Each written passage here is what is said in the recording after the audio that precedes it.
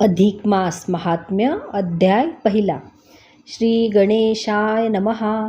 गजाननाला नमस्कार असो, सरस्वतीला नमस्कार असो, सद्गुरूला नमस्कार असो, माता पितरांना नमस्कार असो, कुलस्वामीला नमस्कार असो, पूर्वकवींना नमस्कार असो, पुरुषोत्तमाला नमस्कार असो. आता पद्मपुराणातील व बृहन्नारदीय पुराणातील अधिक मासाच्या महात्म्याची कथा वर्णन करीत आहोत.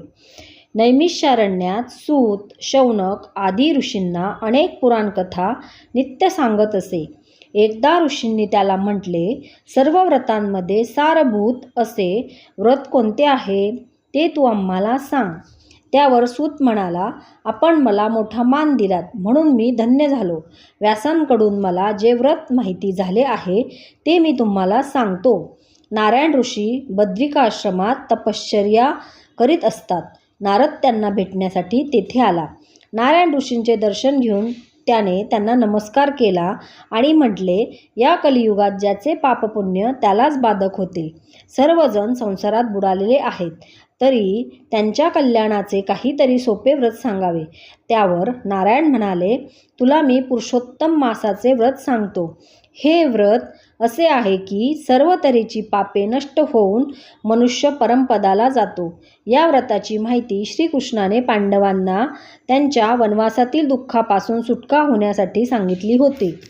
कामक्यवनात पांडव राहत होते. त्यावेळी द्वारकेचा राणा ऋषीमुनींना घेऊन त्यांना भेटण्यास तेथे गेला. तो दिसताच पांडवांना जणू संजीवनी मिळाल्यासारखे वाटले. ते सर्वजण द्रौपदीसह त्याच्या व मुनिजनांच्या पाया पडले. पांडवांची झालेली दुरवस्था पाहून कृष्णाला दुःखही वाटले आणि कौरवांबद्दल क्रोधही आला. त्याने प्रचंड भयंकर रूप धारण केले. तेव्हा धर्म, अर्जुन इत्यादींनी कृष्णाची स्तुती करून त्याला शांत केले.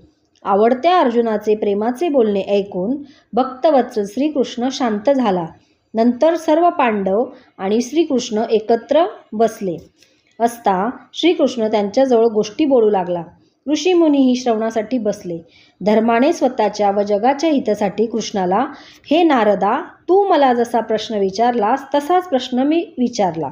त्याने जी माहिती दिली ती सर्वांच्याच कल्याणाची असल्यामुळे मी तुला सांगतो. नारायण ऋषींनी नारदाला पुरुषोत्तम मास महात्म्य सांगण्यास सुरुवात केली.